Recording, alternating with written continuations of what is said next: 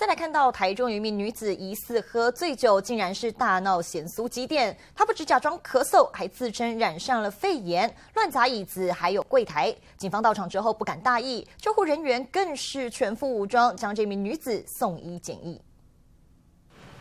女子夜闹小吃摊，商家表示女客人上门购买咸酥鸡，不知道怎么了，突然大暴走。他就喝醉酒嘛，喝醉酒他就乱啊，怎么乱？就踹椅子啊，踢台子啊。他买东西要买奶油，就开始发飙这样。突然就发飙，突然发飙。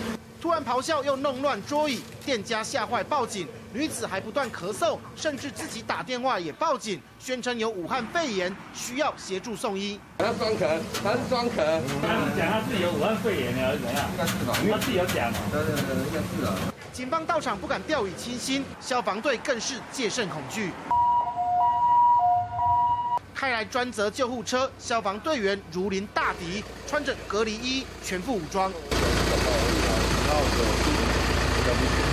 警方表示，到达现场，闻到女子身上有浓浓酒味，并没有脱序行为，店家也没有提告毁损，是不是真的有感染肺炎？必须送医检疫才能确认。